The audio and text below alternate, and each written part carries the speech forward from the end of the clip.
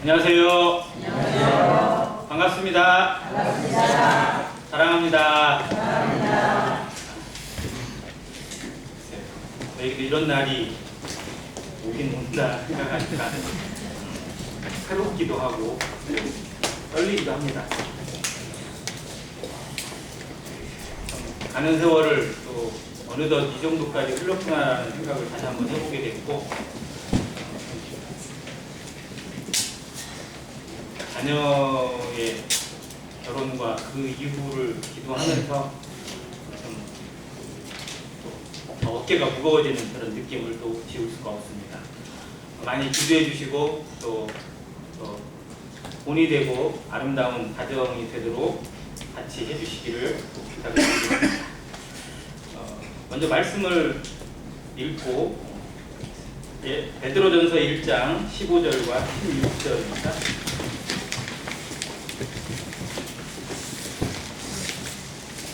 베드로전서 1장 15절과 16절 같이 읽겠습니다.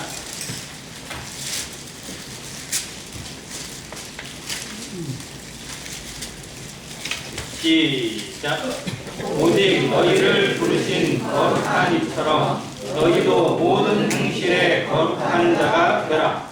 기록되었으되 내가 거룩하니 너희도 거룩할지어다 하셨느니라. 감사합니다. 말씀만 읽어도 주제가 뭔지 아시겠죠? 거룩이라는 단어가 몇 번 나오나요? 네 번이 나옵니다. 한 절에 2번씩 4번이나 반복을 하셨습니다. 어떤 분이 얘기했는데 신약 성경에 구원이라는 단어보다 훨씬 더 거룩이 많이 나옵니다. 우리가 신약하면 늘 구원만 떠올리지만 실상 하나님의 뜻, 하나님 앞에 살아가는 성도의 삶은 거룩을 빼고는 이야기할 수 없습니다. 내가 거룩하니 너희도 거룩할지어다 라고 말씀하신 그 하나님의 말씀이 우리 삶에 정말 잘 박힌 못처럼 박혀져서 말이나 삶이나 행실이나 모든 것에 하나님이 받으실 만한 거룩한 산 제물이 되기를 간절히 원합니다. 말씀과 연결되어져서 예화를 먼저 말씀을 드리고 가겠습니다. 우리나라에는 유명한 사람들이 많은데 좋은 쪽으로 유명한 사람 혹은 또 안 좋은 쪽으로 유명한 사람들이 나누어집니다. 죄수 중에 이 사람은 탈옥한 것으로 유명한데 기억나세요? 신창원이라고 있어요. 고향은 창원이 아닌 것 같은데 이름은 창원으로 부르셨어요. 신창원이 유명한 이유는 그가 한 범죄보다도 그가 그 감옥에서 탈옥을 하고 그 이후에 행적으로 유명해졌습니다. 근데 나중에 이제 그 사람에 대해서 살펴보니까 상담을 해보니까 그 사람의 어린 시절이 참 불우한 그런 어린 시절을 가지고 있더라고요. 다 대개 범죄 길로 들어간 사람들의 성향이 남들보다 좀 어려운 환경 혹은 한부모 가정이랄지 혹은 부모의 학대나 이런 부분이 불가피하게 연결되는 거 있는데 신창원 역시 부모가 극심한 가난 속에 있었고 또 약간 학대도 받았던 그런 어린 시절을 보냈다고 합니다. 그런데 정말 결정적인 계기는 집이 아니라 학교에서 있었습니다. 그 시절에 학교에 가면 저도 이제 경험이 있는데 육성회비라고 들어보셨어요? 네. 육성회비를 뭘로 내죠? 돈으로 안 되니까 쌀로 내요. 쌀을 가져갑니다. 그래서 막 집에 쌀도 없는데 그냥 막 퍼가고 막 이런 경우가 있는데 이 학교에서 육성회비를 가져오라고 했는데 쌀을 가져야 되는데 가난하고 그러니까 안 가져갔어요. 없으니까. 그런데 담임이 이 신창원한테 육성회비를 안 가져온 것에 대해서 혼을 내고 뺨을 때리면서 모욕적인 말을 했어요. 5학년 때였다고 합니다. 그 말 들으면서 이 신창원의 마음, 자기가 얘기하기보다는 내 속에 숨었던 악마가 나왔다. 그러면서 두고 봐라. 내 세상을 어떻게 사나? 내가 어떻게 복수하나? 뭐 이런 마음이 그 안에서 일어났대요. 그리고 뛰쳐나가서부터 이제 멋대로 그리고 감옥을 들락날락 하면서 그런 삶을 살면서 결국 모든 것이 망가지는 그런 삶을 살게 되었던 겁니다. 물론 여러 영향이 있겠지만 정말 한마디의 말이 한 사람의 인생을 좌우할 수도 있다는 그런 좋은 사례가 우리 희창원에게 있습니다. 이제 반대의 삶이 하나 있는데 이번에 보건복지부 장관으로 정은경 장관이 되긴 했지만 이 사람이 오히려 추천이 더 많이 됐어요. 누군지 아세요? 네, 이국종 교수가 추천이 더 많이 됐었거든요. 자, 이국종 교수도 신창원이나 별 다를 게 없이 어린 시절에 정말 가난하고 불우한 환경을 지냈다고 합니다. 그의 아버지는 상위 용사예요. 그래서 원호가족 대상자였습니다. 아버지가 거의 제대로 움직이지도 못하고 정말 너무 쩔뚝거려서 학교도 오는 것도 창피하고 친구들이 그걸로 놀리는 것도 너무 힘들었대요.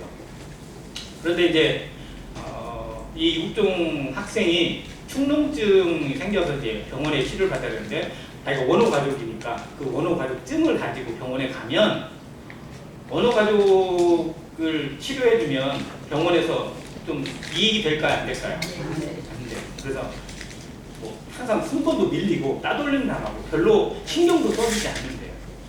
자, 그래서 막 그런 것이 좀 마음에 되게 그랬는데 이 사람의 이름을 얘기합니다. 이학산이라고 하는 외과 의사를 만납니다. 이분에게 이제 축농증 치료를 받는데 이분이 이제 이 원호 가족증 그걸 보더니 이 국종에게 그랬대요. 아, 아버지가 참 자랑스러우시다. 아버지가 얼마나 훌륭한 일을 하셨니?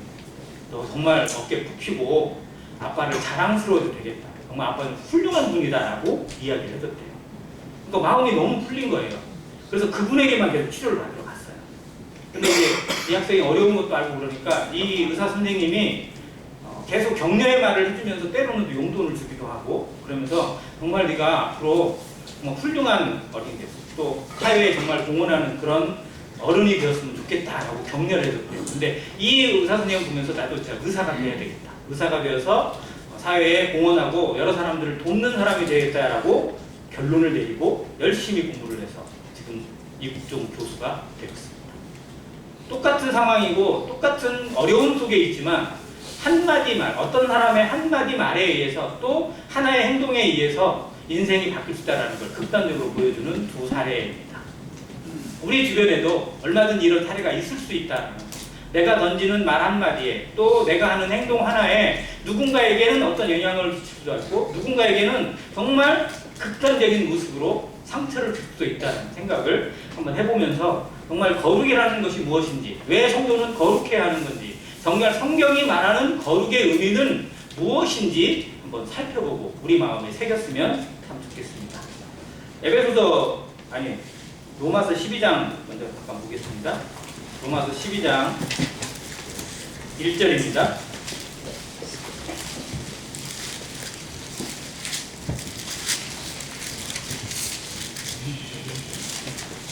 그러므로 형제들아 내가 하나님의 모든 자비하심으로 너희를 권하노니 너희 몸을 하나님이 기뻐하시는 거룩한 산 제물로 드리라. 이는 너희가 드릴 영적 예배니라.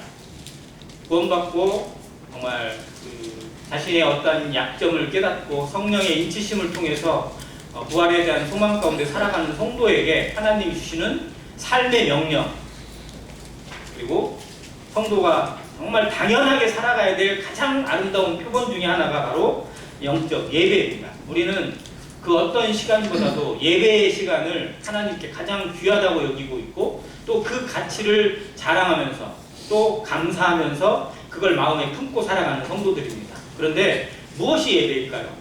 우리가 지난 시간에 드린 한 시간의 예배를 정말 온전한 예배를 드렸다고 말하는 성도도 있을지 모르지만 그건 정말 하나님을 속이는 겁니다.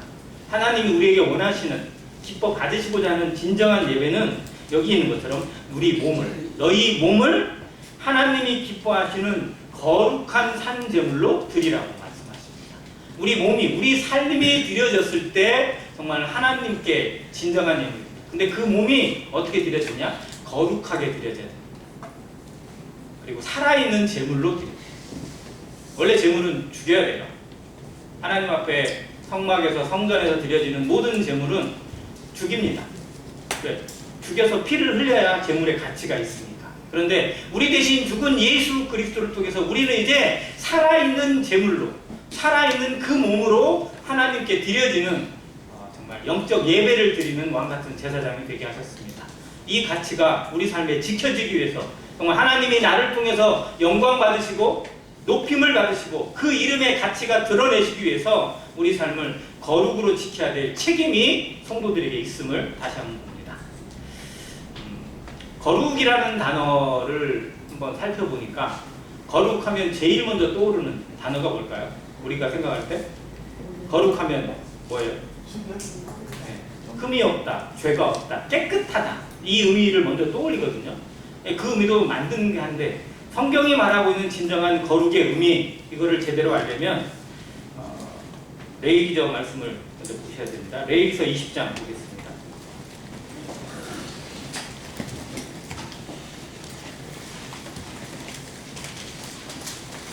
레위기 20장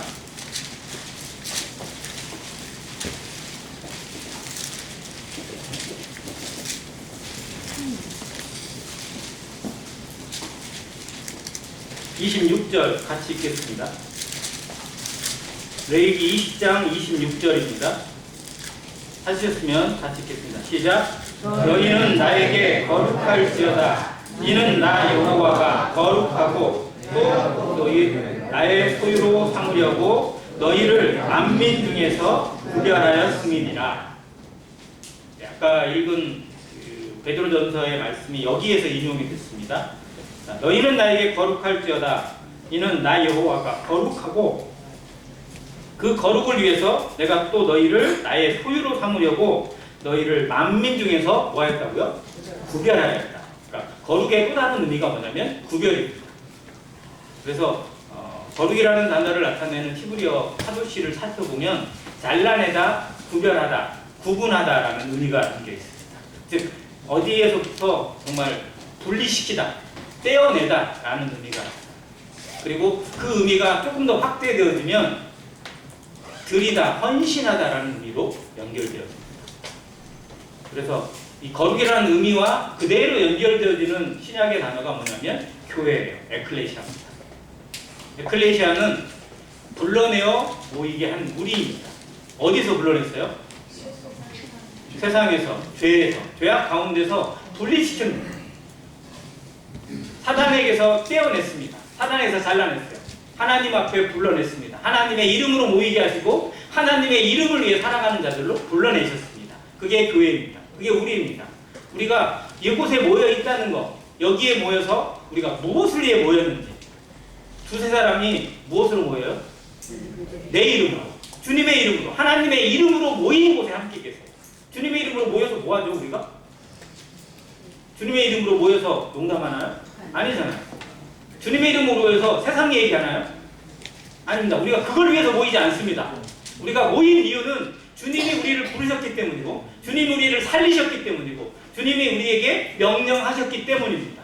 내 이름으로 모여서 이것을 하라고, 이것을 행하라고, 나를 예배하고 하나님의 말씀을 기억하고 기도하고 세상 앞에 나를 전파하라고, 선포하라고, 그래서 강권하여 데려다가 내 집을 채우라고 하셨기 때문에 모입니다. 주님의 이름으로 모인다는 의미를 우리 가운데 정말 제대로 새기지 못하면 우리는 주님의 이름으로 모여서 주님을 욕되게 할 수 있습니다. 주님의 이름에 먹칠을 할 경우도 많습니다. 교회가 욕먹고 교회가 등 돌리게 되는 이유가 뭘까요? 왜 세상 사람들이 기독교를 점점 배척하고 싫어하고 미워할까요? 무엇 때문에? 교회가 행하고 있는 일 때문에 그렇습니다. 성도가 살아가는 삶의 방식 때문에 그렇습니다. 성도는 세상 앞에서 하나님을 드러내야 될 책임이 있고 하나님의 이름으로 사는 것이 무엇인지를 알려줘야 될 사명이 있습니다.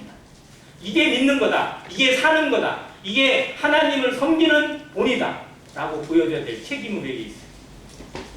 빛이어야 됩니다. 소금이어야 됩니다. 그리고 향기해야 돼요. 그런데 정말 많은 기독교인들이 기독교라는 미명하에 하나님의 이름으로 사는 게 아니라 자기를 위해 살아가고 그렇게 살아도 되는 것처럼, 그리고 세상을 속이고 자기를 속이고 하나님을 속이며 살아가고 있기 때문에 기독교가 더 욕을 먹습니다. 그렇지 않아도 타켓인데 그냥 너무 많이 보여요. 교회에서 행하는 일들, 교회 이름으로 이루어지고 있는 일들. 그 큰 교회를 짓기 위해서 얼마나 많은 사람들의 고열을 빨아먹고 있는지, 그걸 자기의 자식에게 물려주기 위해서, 세습하기 위해서 온갖 불법을 자행하고 있고, 자기의 교회만 잘 되면 아무 문제가 없는 것처럼 세상을 속이고 있고, 돈을 어떻게 쓰든지 아무 관계가 없으니까 그냥 온갖 비리와 불법과 또 배임이나 횡령이 그냥 공건하게 이루어지고 있는 그런 모습들. 그러니 영혼이 교회로 오는 게 아니라 점점 있는 영혼까지 떠내려가고 있고 점점 욕을 먹어. 너나 잘하세요가 너무 일상이 되어버렸어요. 우리는 상관이 없을까요? 우리는 책임이 없을까요? 우리는 하나님 앞에 가서 정말 떳떳하다고 말할 수 있을까요? 나는 할 만큼 했다고, 나는 최선을 다했다고 하나님 앞에 정말 말할 수 있을까요? 이 부분에 우리에게 두려움이 있길 바랍니다. 우리도 공동 책임자입니다. 나라고 책임을 벗어나는 게 아니라 나도 역시 책임이 있습니다. 내가 그런 게 아니고요, 저 사람이 그랬어요 라고 말할 자격이 없어요. 정말 그들이 그럴지라도 우리만큼은 더 절실히, 더 열렬하게 그걸 지켰어야 될 책임이 있는데 우리도 그러지 못한 책임을 하나님 앞에 정말 벗어내지 못할 것 같아요. 그래서 이 말씀을 정말 우리 마음에 잘 새겨서 정말 구별되어지고 구분되어지고 드려지는 모습으로, 하나님에게만 드려지는 모습으로 내 삶이 드려지기를 힘쓰고, 그것이 진정한 거룩이다라는, 겉으로 포장되어지는 거룩이 아니라 이 내면이 채워져서 속사람이 변화되어져서 하나님 앞에 받으실 만한 향기로운 예물이 되고 제물이 되어지는 안행교회 성도 되시기를 주의 이름으로 간절히 기도합니다.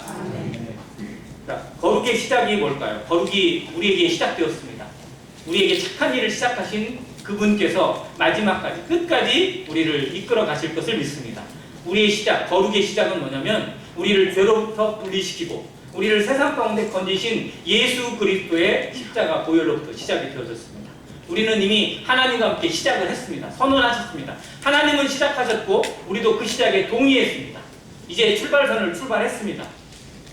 우리는 동의하든지 안 하든지 하나님과 함께 그 걸어가는 마라톤 대열에 합류되어져 있고 하나님의 그 위대한 구원 열차에 탑승되어져 있는 그런 사람들입니다. 우리는 이미 시작했습니다. 시작하자가 아니라 이미 시작이 되어졌습니다. 그 시작을 어떻게 지켜가고 있는지, 어떻게 잘하고 있는지, 어떻게 성장하고 있는지를 살펴보는 것이 성경을 보는 목적입니다. 자, 그 거룩은 머물러 있는 것이 아니라 자라게 하십니다. 성장합니다. 거룩을 위해서 도저히 거룩을 추구할 수 없고 거룩할 수 없고 거룩이라는 단어를 입에 담지도 못할 그런 죄인된 우리가 거룩하게 된 모습을 찾아가게 하시는 것.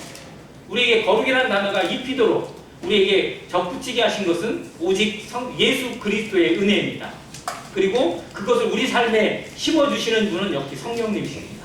성령을 우리에게 덧입히셔서 우리에게 선물로 주셔서 우리가 그 거룩을 따라갈 수 있고 거룩을 추구할 수 있고 거룩한 삶을 통해서 변화되어진 삶을 살아가게 하시는 것. 그리고 성령의 열매를 통해서 우리의 변화를 믿지 않는 자들에게, 세상 가운데 모든 사람들에게 드러내 보임으로 그들로 하여금 하나님께 영광을 돌리게 하는 위대한 사명 가운데 우리를 살아가게 하십니다. 우리는 날마다 변화를 입고 있는지, 변화되어 가고 있는지, 아니면 거꾸로 변화의 반대를 뭐라고 할까요? 변화의 반대말, 저는 변질이라고 합니다. 변질하면 느낌이 벌써 오잖아요.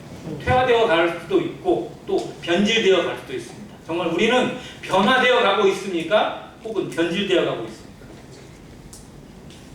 머무는 것 같고 그대로인 것 같고 똑같은 것 같은 건 실상 뭐예요? 그건 변질입니다. 우리에게 주신 성령의 역사와 성령의 능력이 나를 통해 드러나지 않고 내 속사람을 변화시키지 못하고 있다면 그건 실상 변질입니다. 우리 가만히 있으면 어떻게 되죠? 고요한가요? 우리 가만히 있으면 우리는 정말 그대로 머물러 있으라고, 그래도 된다고 말씀하신 구절이 한 구절도 없어요. 엘리야는 갈멜산에서 그 위대한 사역을 선포하기 전에, 그 일을 이루기 전에, 그 바알과 아세라의 선지자들을 때려 죽이기 전에 먼저 누구에게 외쳤냐면 백성들에게 외쳤어요. 왜? 하나님의 백성들이 바뀌어야 되니까, 그들이 변화해야 되니까. 그래서 그들에게 뭐라고 했냐면 너희들이 언제까지 이 둘 사이에서 머뭇머뭇하겠느냐. 그 둘 사이에서 바알이든 하나님이든 온전히 선택하라고 여호수아가 또 외쳤습니다. 너희는 누구를 섬길 건지 결정하라고. 나와 내 가족은 누구를 섬기겠다. 하나님만 여호와만 섬기겠다고 선언했습니다. 결단입니다. 신앙은. 왜? 날마다 결단하지 않으면 언제든지 사단에게 밀려갈 수 있고 내 유혹에 밀려가고 내 자신에게 끌려갈 수밖에 없는 것이 우리의 육체의 현실입니다. 내가 우리에게 몸을 가지고 있고 이 죄성을 가지고 있는 이상 우리는 언제든지 노출될 수밖에 없고 거기에 끌려갈 수 있는 여지가 늘 남겨져 있습니다. 그래서 매일 우리의 삶을 변화시키자. 변화를 추구하지 않으면, 변화를 붙잡지 않으면, 변화를 잊지 않으면 우리는 변질을 택할 수밖에 없습니다. 로마서 12장 1절에 있는 말씀이 그거예요. 오직 자비하시는 너희를 원하니 너희 몸을 하나님 기뻐하시는 거룩한 산제물로 드리라. 그러면서 2절에 너희는 이 세대를 본받지 말고 오직 마음을 새롭게 함으로 변화를 받으라. 마음을 새롭게 한다라는 것을 우리에게 가장 알기 쉬운 표현이 뭐냐면 날마다 세수하라는 거예요. 어제 저녁에 목욕하고 잘 씻었습니다. 그래도 아침에 뭐예요? 또 씻어요. 왜 씻어야 되죠? 자, 집에 갑니다. 다 끝나고 집에 가서 옷 갈아입고 또 손 씻어요, 안 씻어요? 네, 저는 안 씻을 때도 있었는데 씻으라고 그래요. 그래서 씻습니다. 많이 씻어야 돼요. 많이 씻으면 씻을수록 손에도 좋고 몸에도 좋고 건강에도 좋습니다. 자, 주의 말씀으로 우리를 씻기는 일은 한 번만 하면 되나요?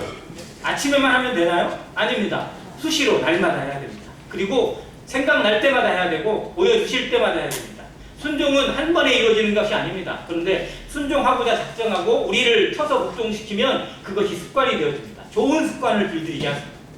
그래서 그러한 모습, 이 변화를 입어라는 부분은 현재 진행형입니다. 날마다 그렇게 해야 합니다. 이 부분을 우리가 거룩을 지키고 성장하게 하시는 성령의 역사로 우리 몸을 변화시켜 가시는 하나님을 봅니다. 그런데 거룩함을 추구하지 않는 성도가 있을까요? 거룩한 삶을, 거룩한 언어 생활을, 거룩한 삶의 변화를 원하지 않는 성도가 있을까요? 없습니다. 다 원합니다. 다 자신의 삶이 거룩해지고 자신을 통해서 선한 영향력이 끼쳐지기를 누구나 원합니다. 그런데도 잘 돼야 안 돼요. 안 되는 경우가 많습니다. 왜요? 해방거리가 있거든요. 우리 안에, 내 안에. 자, 그래서 내 안에 어떤 적이 있는지를 알아야 돼요. 지피지기면 여기를 그렇게 백전백승이라고 하죠. 원래 그 손무가 쓴 글에는요, 지피지기면 백전불태라고 되어 있거든요. 근데 우리가 이제 알기 쉽게 백전백승이라고 얘기합니다. 자, 근데 지피지기 뭐를 먼저 알아야 돼요? 적을 먼저 알라고. 우리도 우리에게 이 거룩을 해치는 거룩의 회방꾼인 적을 먼저 알아야 돼요. 자, 그러면 거룩을 해치는 회방꾼, 우리에게 이 적이 될 만한 것이 무엇일까요? 제일 먼저? 물론 크게 보면 사단 마귀도 있겠지만 더 안에서 찾아보면 누가 회방꾼이에요? 나요. 내 자아, 내 육신이. 그리고 조금만 옆에 가면 세상이 회방꾼. 그래서 세 가지로 늘 구분을 해요. 자신의 육신, 이 자아죠. 그리고 세상, 그리고 공중의 권세자, 사단 마귀를 얘기합니다. 이 세 가지의 회방꾼을 제대로 알아야 돼요. 자신을 제대로 들여다봐야 됩니다. 내게 얼마나 이기적이고 얼마나 육신적이고 얼마나 감정적이고 얼마나 소악한지 얼마나 위선적인지를 알지 못하면, 그걸 인정하지 못하면 이 거룩한 삶을 늘 위선으로 채우게 되어 있습니다. 껍데기만 바꾸고 포장지만 바꾸는 삶으로 변질될 수 있습니다. 그래서 성도의 삶에 고난이 있고 어려움이 있고 또 혹은 넘어짐이 있는 이유는 뭐냐면 나를 보게 하시는 시간입니다. 나를 들여다보고 내 양심을 비추면서 하나님 앞에 정직하게 나를 내려놓는 시간을 갖게 하십니다. 한 번에 끝나지 않습니다. 몇 년이 걸 수도 있고 몇십 년이 걸 수도 있고 평생 될 수도 있습니다. 그런데 그게 고쳐지지 않고 그게 깨지지 않고 그게 다듬어지지 않는 성도를 하나님은 들어 사용하지 못하십니다. 왜냐하면 자기를 위한 삶으로만 살게 되니까. 끝까지 속이고 끝까지 자기의 이기적인 것만 나타날 수밖에 없으니까. 그래서 가장 큰 내면의 적이 무엇인지를 한번 생각하게 합니다. 이 시대를 흔히 말해서 중독의 시대라고 하더라고요. 나는 어디에 중독된 게 없다. 그렇게 말할 수 있는 성도 있을까요? 나는 어디에도 정말 무엇에도 중독된 게 하나도 없다. 근데 중독하면 제일 먼저 뭐가 떠오르세요? 마약? 별로 마약 뭐 이런 거 얘기하니까 또 우리하고 거리가 좀 멀어 보여요. 자, 그런데 볼게요. 자, 스마트폰 중독 있어요, 없어요? 자, 나는 스마트폰에 전혀 중독되지 않았다. 이렇게 말할 수 있는 분 계세요? 있으세요? 자, 스마트폰을 하루에 얼마쯤 보면 중독이라고 말할 수 있을까요? 자, 나는 스마트폰으로 항상 성경을 봐. 그러니까 중독이 아니야. 이렇게 말할 수 있어요. 스마트폰으로 말씀만 들어. 뭐 이렇게 하는 분도 물론 있을 수 있어요. 자, 그런데 그 스마트폰으로 성경을 보고 스마트폰으로 말씀을 듣는 태도와 성경을 통해서 진짜 성경을 읽는 것과 똑같을까 한번 생각해 보셔야 돼요. 우리의 편의주의가 우리의 말씀에 대한 권위를 떨어질 수 있다는 사실을 우리는 늘 자각해야 돼요.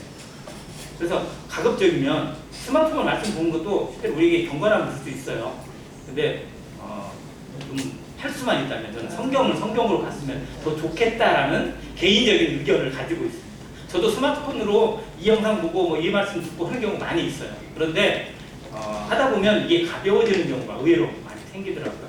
자, 학생들 스마트폰 중독 말고 더 심각한 중독이 뭐죠? 학생들, 어른들도 물론 있어요. 네, 게임 중독. 나도 게임에 한번 중독된 적이 있다. 있어요. 아, 손을 놓고. 자, 요즘 애들 게임 중독 심각한가요? 아니면 가벼운가요? 아주 심각합니다. 정말 심각해요. 못나요. 그래서 스마트폰을 손에서 못 떼는 이유가 뭐냐면 이게 딱 떨어지는 순간에 손에서 떼는 순간에 막 무슨 현상이 나타나요? 금단 현상이 나요. 누구 담배 끊는 거 똑같아요. 애들이 막 어쩔 줄을 몰라요. 학생 캠프를 가면 제일 먼저 하는 일이 뭐냐면 스마트폰 싹 걷어요. 무조건 걷습니다. 애들 다 걷어요. 다 걷어가지고 교사가 싹 보관하고 있습니다. 정말 특별한 일이 있지 않는 이상 안 줘요. 캠프 끝날 때까지. 근데 처음에는 막 그래도 안 오는 애들이 있어. 스마트폰을 뺏긴대. 그러니까 안 가. 그러면 세상이 큰일 나고 무너질 것처럼. 그런데 거기에 와본 애들은 아무 문제가 없거든요. 자, 디모데학교를 가면 디모데학교의 제일 원칙이 뭐냐면 스마트폰 없어요. 스마트폰 다 반납입니다. 그 학교에서 공부하는 기간 동안 거의 일주일 동안이에요. 그런데 일주일 동안 스마트폰 없이 애들이 막 난리 날 것 같죠? 더 재밌게 놀아요. 스마트폰 없어도 할 게 있다 없다 정말 많아요. 그런데 스마트폰 없으면 내 인생이 망가질 것 같고 무너질 것 같고 이게 뭐냐면 착각이에요. 엄청난 착각의 세상에 살아가고 있어요. 이게 없으면 망할 것 같고 이게 없으면 큰 문제가 생길 것 같고 다 착각입니다. 자, 그러면 어른들은 주로 어디에 중독될까요? 제일 심각한 중독 뭘까요? 네, 돈에 중독돼 있습니다. 돈은 중독이 안 될 것 같죠? 네, 돈에 중독. 그래서 성경이 말씀하잖아요. 뭐를 사랑하며? 돈을 사랑함이 뭐라고? 일만하게 뿌리라고 하셨어요. 그럼 돈에 중독되어 있다는 겁니다. 그러면 우리는 돈에 중독되어 있지 않느냐? 돈에 중독된 경우가 많아요. 돈이라면 주일날 빠져도 상관없고 어떤 지폐를 빼도 상관없고 그때 그 시간에 돈을 버는 게 차라리 낫다고 뭐 그것에 생각하는 그런 성도는 직접적인 말하는 성도는 없겠지만 그러한 삶의 태도가 우리의 모습을 변질시킬 수 있는 가능성은 늘 열려 있습니다. 우리는 늘 중독되어 있어요. 여기 살펴보세요. 얼마나 많은 중독이 정말 우리 곳곳에 널려져 있습니다. 그러니까 성경에서 말하는 중독은 딱 한 가지가 나와요. 뭐예요? 뭐 하지 말라? 술 취하지 말라. 담배 피지 말라 성경이 있어요, 없어요? 없어요. 마약하지 말라 있어요, 없어요? 없어요. 왜? 그 시절에는 담배가 있었어요, 없었어요? 없었어요. 그 시절에 그 사람을 중독시키고 사람을 이렇게 망가지게 할 수 있는 게 대표적인 게 술밖에 없었어요. 그래서 술 취하지 말라예요. 그런데 자, 애들은 정말 투명한 것 같아요. 자, 술 취하지 말라. 이는 방탕한 것이네. 방탕하다는 거예요. 이게 완전히 무너진다는 겁니다. 다 깨진다는 거예요. 대신 뒤에 대신 대책을 주셨어요. 뭐라고? 오직 성령으로 충만함을 받으라. 자, 그러면 지금 시절의 성경을 새롭게 기록한다면 아마 그런 기록이 있어요. 스마트폰 하지 마라. 스마트폰에 중독되지 마라. 마약에 중독되지 마라. 약물에 중독되지 마라. 심지어는 요즘은 중독, 이게 홀릭이라고 그러거든요. 무슨 홀릭까지 있어요? 워크홀릭도 있고요. 일중독자혹시 보셨어요? 저는 조금 좀 약간 그런 기미를 보이는 분이 한 분 있어요. 일중독. 네. 그 전에 있던 누군가는 술중독이었는데 지금 분은 약간 일중독의 모습이 좀 보인다고 하는데, 아무튼 이 세상은요 무엇인가 깊이 빠지는 걸 선호합니다. 그리고 그것을 자기만의 세계로 여겨요. 그런데 성도들은 진짜 어디에 중독돼야 돼요? 하나님께 중독돼야 돼요. 왜? 하나님의 모습도 왔으니까. 우리는 하나님의 것 빼고는 어떻게 보면 존재하지 못해요. 그러니까 무엇에 미쳐야 돼요? 하나님께 미쳐야 됩니다. 중독을 다른 말로 미치는 거거든요. 그러니까 우리가 믿지 않는 자들에게 그런 얘기를 듭니다. 아, 이제 미친놈, 교회에 미친놈. 그럼 이 말이 하나님께 부끄러움의 영광이에요. 영광이에요. 그리고 그런 말은 정말 자랑스럽게 생각해도 돼요. 야, 너는 뭔 재미로 교회 가냐? 그러면 우리가 그 사람에게 할 말이 있어요, 없어요? 와봐. 그러면 알아. 이런 거 알아야 돼요. 이게 안드레가 했던 방식이고 빌립이 한 방식이에요. 전도 방식이고. 와보라. 와서 봐봐. 네가 직접 들어보고 경험해봐. 그러면 알아. 내가 왜 여기에 미쳐있는지 느낄 수 있어. 배울 수 있어. 나는 이게 훨씬 재미있고 훨씬 좋아. 라고 말할 수 있어요. 우리는 정말 스마트폰, 게임, 돈, 다른 것들에 중독되기보다 정말 더 좋은 것, 더 좋은 습관을 가져야 될 책임이 있어요. 이게 그리스도 안에서의 진정한 자유입니다. 그러니까 세상 사람들은 자유를 외쳐요. 야, 이게 내 맘이고 다 상관하지 마세요. 어린아이들이 부모가 뭐라고 하게 하면 엄마가 내 인생 살 것도 아닌데 왜 나한테 뭐라고만 해요. 엄마 신경 쓰지 마. 내가 알아서 다 한대. 자, 그러면 애가 게임을 하는 것도 자유겠죠. 그런데 그 자유가 뭘 깨쳐요? 더 신성한 자유를 해쳐요. 공부할 수 있는 자유를, 그 공부를 통해서 행복할 수 있는 자유를 해칩니다. 그러니까 그건 진정한 자유가 아니에요.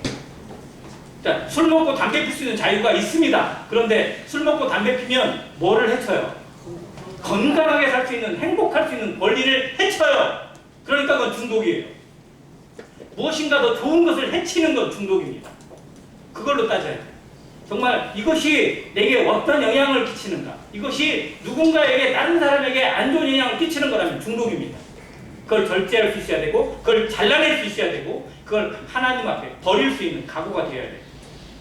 왜? 우리는 그렇게 살라고 부르심받은 게 아니니까. 하나님 앞에 그렇게 살아가야 될, 그래도 된다라고 하는 사명을 받은 게 아니라 정말 그걸 잘라내고 하나님 거룩한 삶을 통해서 영광을 줘야 될 사명을 받은 자들이기 때문에 그렇습니다.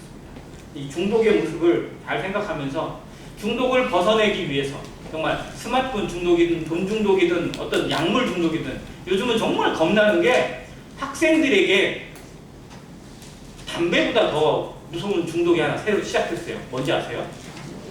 마약입니다. 학교에 마약 없는 것 같죠? 유사 마약품이 너무 많아졌어요. 미용인 것처럼, 또 스트레스를 해소해 주는 것처럼, 공부에 도움이 되는 것처럼 속여가지고 학교에 들어와요. 누군가의 그 키맨들이 있어요. 학생들에게. 마약 공급업자가 얼마나 치밀하고 머리가 좋은지 몰라요. 학생들에게, 그 학생의 영향력이 좋은 애들 있잖아요. 말빨이 좀 세고 이런 애들한테 그런 거를 공급해 줍니다. 공짜로 줘요. 야, 이거 먹어보니까 집중력이 좋아지고 뭐가 좋대. 한번 해봐. 나에게 줘요. 얘가 이제 막 주니까 그냥 어떻게 보면 먹어요. 먹어봐요. 먹어보는데 처음에 뭔가 좋아져. 그러다 어떻게 돼요? 뭐 이게 이상한데 라는 걸 알아요. 근데 이미 그때가 되면 그렇죠. 그러면 이해를 통해서 그 주변에 있는 애들한테 처음에 공짜로 공급을 해줘요. 얘가 키맨이에요. 학교. 그런데 그런 키맨들이 각 학교별로, 각 학급별로 다 있어요. 지금 그렇게 세워져 있어요. 얼마나 무서운지 몰라요. 점도지고. 지금 우리의 손주들이, 손주, 손녀들이 다니는 그 학교에 중학생만 되면 얼마나 많이 퍼져 있는지 알 수가 없대요. 정말로. 정말 그 말을 들으니까 막 머리가 막 삐삐 쓰더라고요. 그거를 잘라내거나 할 수 있는 방법들 자체를 제대로 못 가지고 있어요. 정말 우리가 더 가르쳐야 될 필요가 있어요. 정말 얼마나 위험한지 몰라요. 자, 그런데 그 중독에 빠졌을 때 중독을 체험하고 중독에 내가 있구나라는 걸 제일 먼저 자각하는 게 중요합니다. 아, 내가 이게 중독이구나. 내가 하나님이 아닌 다른 것에 더 빠져 있구나. 내가 교회보다도 다른 것에 더 집중되어 있고 더 빠져 있구나라는 걸 느끼는 것, 이게 시작이에요. 이게 정말 중요합니다. 자각이라고 합니다. 자각의 중요성을 잘 보여주는 대목이 성경 누가복음 15장에 나와 있는 탕자의 얘기입니다. 탕자가 집 나가서 허랑방탕하고 다 썼어요. 그리고 남의 집에 들어가가지고 이제 종노릇하면서도 어떻게 먹어볼까 했는데도 안 돼요. 뭐를 먹으려고 안 된다고요? 쥐엄 열매를 어떻게 먹으려고? 돼지가 먹는 쥐엄 열매를 먹으려고 그거라도 배를 채우려고 해도 주는 사람이 없고, 그래서 그때 이 탕자가 뭐라고 얘기해요? 아, 우리 아버지 집에는 정말 종들도 잘 먹고 잘 사는데 나는 여기서 주려 죽는구나 라는 걸 깨달아요. 내가 죽는구나. 아, 이러다면 나 죽는 거구나. 이게 내 인생에 정말 심각한 거구나. 이게 안 좋은 거구나. 이게 정말 위험한 거구나. 이거 이래서는 안 되는 거구나 라는 걸 느낄 때 이때가 중요합니다. 우리에게 늘 이걸 주세요. 아, 내가 이러면 안 되지. 내가 이렇게 살면 안 되지. 내가 교회도 정말 안 나가고 이런 신앙생활 해서는 안 되지. 하나님 앞에 안 되는 거지 라고 성령이 우리에게 늘 자각을 주세요. 그런데 그걸 붙잡는 이게 결단입니다. 이게 분리예요. 마약 중독자를 치료하는 방법은 뭐예요? 격리입니다. 격리. 거기서 떼내지 않으면 방법이 없어요. 자, 알코올 중독자는 치료 방법이 뭐예요?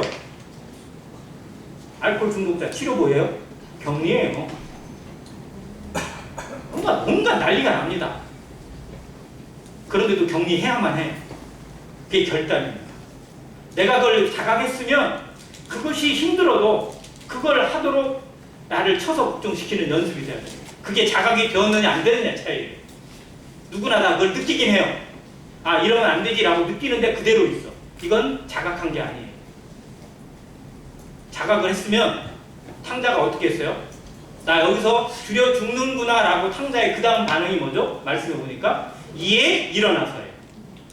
일어나야 돼요. 그 자리를 타고 일어나야 됩니다. 그 자리에서 벗어나야 돼요. 그 순간에 뻗어나가야 됩니다. 거기에 있으면 안 돼요. 믿지 않는 사람들과의 자리에서 마음에 늘 불편함이 있는데도 거기에 빠져나오지 못하고 거기에 헤매는 경우가 우리에게 생길 수 있습니다. 그걸 깨달았다면, 자각했다면 일어나야 됩니다. 거기서 나와야 돼요. 결단입니다. 신앙은 매 순간마다 결단으로 이루어집니다. 그리고 결단의 다른 의미가 뭐냐? 포기입니다. 내가 하고 싶은 걸 포기하고 내 마음에 요동치는 걸 포기할 수 있어야 돼요. 왜? 하나님이 원하시는 게 아니니까. 하나님이 부르신 삶에 반대되는 거니까. 내 인생을 이렇게 허비할 수 없으니까. 더 중요한 가치가, 더 높은 가치가 어디에 있는지를 자각했으니까 결단해야 됩니다. 포기해야 돼요. 이 부분의 삶이 우리의 삶에서 늘 지켜지고 있는지를 점검해야 됩니다. 그런 다음 채워주세요. 집에 갔어요. 탕자가 집에 갔습니다. 뭐 가진 거 있어요, 없어요? 나올 때는 풍성하게 막 모든 재물을 다 그냥 아버지 거 다 받아가지고 나왔는데 싹 다 날려먹고, 옷은 깨끗했겠어요? 몸은 깨끗했겠습니까? 아니에요. 모든 게 다 그냥 거지보다 더했어요. 근데 아버지가 그를 기다리고 있어요.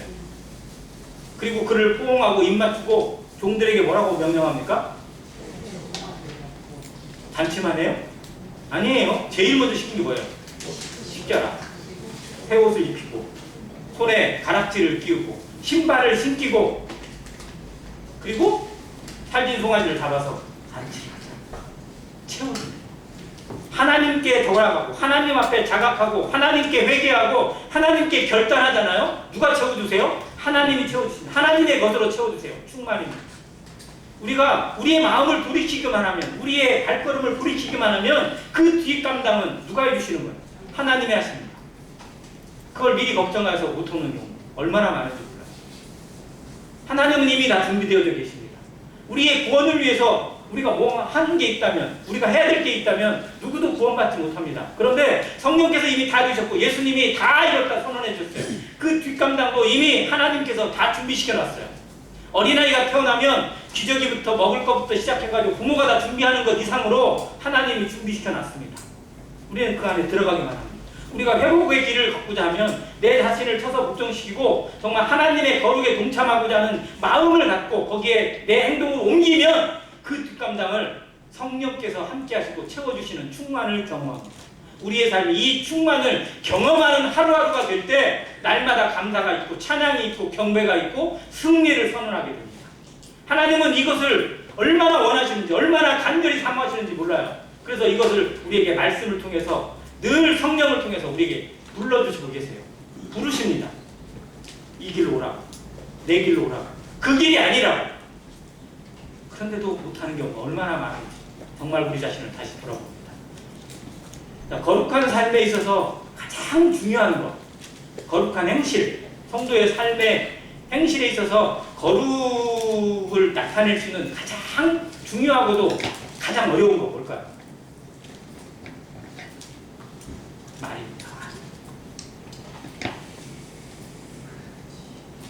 우리의 신앙을 가늠질하게 되는 그 사람이 어떠한지를, 그 사람이 누구인지를, 그 사람이 어떠한 인격의 사람인지를 평가하고 알 수 있는 가장 쉬운 방법 뭐 하면 돼요? 대화해보면 됩니다. 처음에 한 3분은 어떻게든 위선으로 나올지 있을지 모르지만 30분간 대화를 하면 그 사람이 어떤 사람인지 나와요, 안 나와요? 나오게 되어 있어요. 그래서 요즘에 기업들이나 이런 데서는 면접관들이 뭐를 하냐면 그냥 물어보고 대답하는 질문이 아니라 대화를 해요. 심지어는 그 사람이랑 저녁을 먹고 심지어 술도 먹이고 노래방 가서 놀기도 하고 그러면서 그 사람이 어떤 사람인지 다 파악을 해본대요.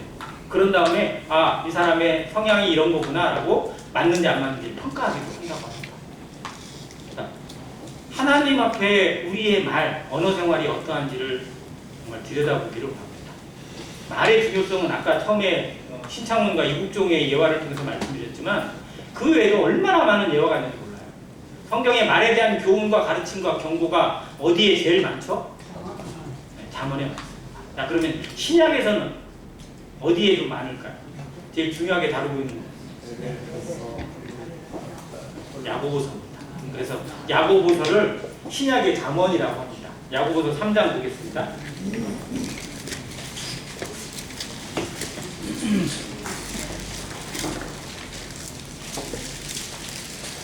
야고보서 3장 2절입니다.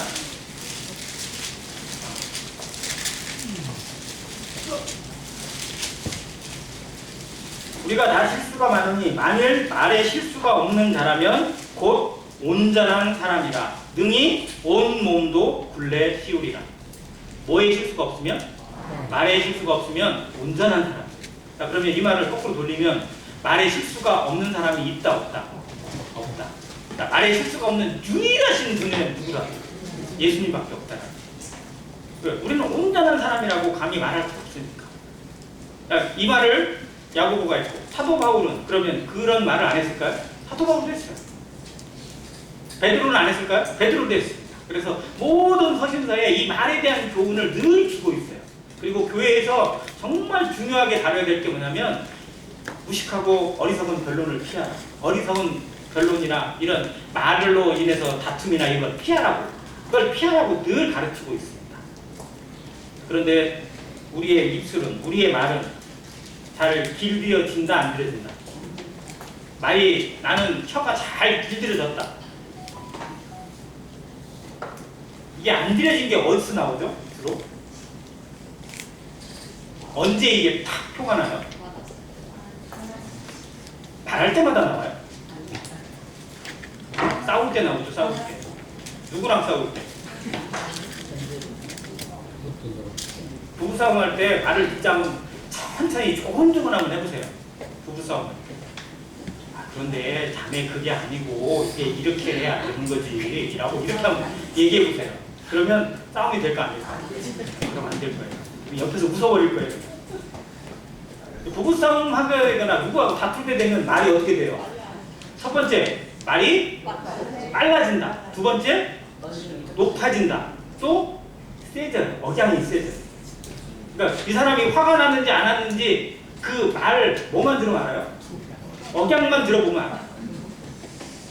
그러니까 애들도 그냥 알잖아요. 광어도 알아요. 제가 좀 화가 나서 하는 이야기인지 좋게 하는 이야기인지 알아서 저도 눈치를 봐요. 광어도 그러는데 아무 의미 없고. 자, 그런데 우리의 혀가 다스려지지 못하고 안 다스려지는 그 모습 속에서도 하나님을 섬기게 하셨어요. 정말 우리의 입술이 때로는 얼마나 위선적인지 얼마나 거짓되어 있는지 정말 때로는 우리 자신이 정말 정직하게 들여다봐요. 이 말씀에 이렇게 나와 있어요. 우리가 이 입으로 누구를 찬양하죠? 하나님을 찬양하고 주님을 찬양하고 경배하고 예배를 드리고 감사합니다. 그런데 그 입으로 또 뭐예요?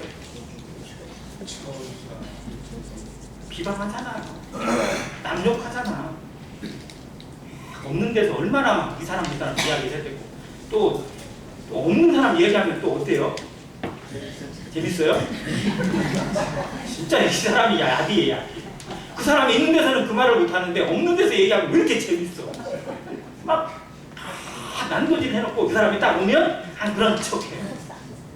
자, 그걸 누가 보고 계세요? 하나님 다 보고 계세요. 안 믿는 사람들, 죄악된 인생을 살아가는 사람은 그렇게 사는 것이 재미일지 모르지만 믿는 성도가 하나님의 거룩함을 입은 성도가 그런 모습을 살면서 재미있다고 한다면 그건 정말 하나님이 없는 거나 마찬가지예요. 우리가 그것에 대해 가슴을 치고 통곡하면서 회개해야 돼요. 우리 입에서 누군가를 비방하는 것을 즐겁게 여기고 누군가에 대해서 함부로 말하는 걸 즐거운 것으로 여기고 있다면 이건 하나님을 배반하는 거고 하나님이 자기 피로 사신 성도를 찌르는 거예요. 그래서 비방이라는 단어를 영어로 백바이크라고 뒤에서 물어버립니다. 뒤에서 무는 게 뭔지 아세요? 동물 중에 뒤에서 무는 게 미친 개입니다. 미친 개가 뒤에서 물어요. 우리가 미친 개가 되는 경우가 있다는 겁니다. 정말 교회 안에서 있어서는 안 되고 있을 수도 없는 일인데 너무 흔하게 일어나고 있고 비일비재해요. 그래서 죄가 아닌 것처럼 생각해요. 진짜 죄입니다. 심각한 죄예요. 그 어떤 죄보다 저는 크다고 생각합니다. 하나님의 심판대, 그리스도의 심판대 앞에서 뭘로 평가받는지 아세요? 평가의 가장 큰 것이 우리의 말입니다. 성도를 어떻게 대했는지예요. 정말 우리가 이것에 대해 두려움을 가지고 정말 우리의 입이 제어되기를, 우리의 입에 자물쇠를 채워주기를, 우리의 입으로 찬양과 저주가 같이 나오는 정말 말도 안 되는 이런 셈이 되지 않기를 기도하면서 우리의 입술이 제어되기를 간절히 바랍니다. 근데 왜 제어가 안 될까? 나를 잘 몰라서 그래요. 내가 어떤 사람인지를 알아가야 됩니다. 나의 밑바탕이 얼마나 악한지 알아야 되고 얼마나 연약한지 알아야 되고 얼마나 위선적인지를 먼저 알아야 돼요. 왜? 그 바탕을 바꾸지 않으면 거기서 계속 나오는 건 그밖에 없으니까. 그런데 그걸 아는 기준 두 가지만 얘기해 드리겠습니다. 첫 번째, 존중과 존경. 다 좋은 말이죠. 자, 그런데 존중받기를 원하세요? 존경받기를 원하세요? 자, 그럼 나는 존중받고 싶다. 난 존경받고 싶다. 이것도 아닌 분들이 너무 많아요. 자, 사람들은 존중받아야 돼요? 존경받아야 돼요? 존경받아야 돼요? 존중받아야 돼요. 왜? 사람이기 때문에. 그런데 존경은 특별한 사람에게만 줄 수 있어요. 내가 존경하고 누군가를 존경한다는 건 그 사람이 뭐든가에서 특별하고 그런 것이 있기 때문에. 근데 사람은 존경받기를 원해요. 존중받는 것에 만족하지 못하고 존경받고 싶어 합니다. 이게 위선이에요. 자기가 존경받을 만한 것을 해서 존경을 받으면 어떻게 보면 당연한 건데 그것이 없는데도 존경받고 싶어요. 그러다 보니까 뭐가 나오냐면 없는 것이 나와요. 가식이 나오고 위선이 나오고 껍데기가 나옵니다. 어떻게든 존경받고 싶어요. 돈으로 자기를 포장하고 싶어하고 권력으로 포장하고 싶어. 그래서 존경을 끌어내려고 해요. 돈 많은 사람 보면 사람들이 어떻게 생각하니까 이거 높여줘요. 존경받는 것처럼 여겨요. 그런데 그건 진정한 존경이 아닙니다. 그 사람을 이용하고 싶어서 하는 것 뿐이에요. 근데 우리에게 그 본성이 있다는 거예요. 존중하는 것에 만족하지 못하고 존경받고 싶어요. 그래서 없는 것을 만들어내려고 노력합니다. 없는 것을 끄집어내고 싶은 위기심이 나오고 그런 위선이 나와요. 자, 이게 바로 연결되는 게 뭐냐면 자존심과 자존감이에요. 자, 자존심은 좋은 거예요? 좀 안 좋은 거예요? 자존심 좋은 거죠? 좋은 거예요? 자존심이라는 단어를 한번 검색을 하면 뭐라고 나오냐면요. 자기 자신을 어떻게든 높여 보이고 싶은 마음이에요. 누구에게 높여 보이고 싶어요? 다른 사람에게. 그러니까 존경받고 싶은 마음하고 거의 비슷한 건데, 그러다 보니까 뭐냐면 가식적인 자기를 만들어내서 자기를 보호하고 방어하게 만드는 마음. 그래서 자존심은 높다예요, 세다예요? 세다예요, 세다. 자존심은 세다고 얘기해요. 뭐냐면 자기를 포장하고 막고 방어하고 하는 이런 벽이에요. 가짜예요, 가짜. 자존심이 막 튀어나오잖아요. 그러면 그 사람에게 나를 있는 그대로 인정하고 싶지 않아서 만들어내는 이기적인 위선적인 자신이 그 안에 담겨 있다는 의미예요. 그걸 계속 벽을 쌓아요. 그래서 그 말이 계속 세지고 말이 강해지고 말이 높아지다 보면 뭐만 나오냐? 자존심만 나오게 되어 있어요. 자, 그런데 이 자존심의 반대의 의미가 뭐냐면 자존감입니다. 말은 비슷하지만 저는 의미가 달라요. 자존감은 뭐예요? 있는 그대로의 나를 사랑하는 마음이에요. 그러니까 나를 인정하고 나는 원래 그런 사람이야. 그게 나야. 근데 그게 하나님의 사랑을 받았어. 그래서 자존감은 하나님께로 이끕니다. 나를 그대로 보여줘도 아무 문제가 안 생겨요. 저는 키가 큽니까? 작습니까? 네, 작죠. 평균이에요? 안 작죠? 감사합니다. 저는 고등학교 3년 동안 1번이었어요. 한일고등학교 제 동기들 중에 3년 동안 1번은 저밖에 없습니다.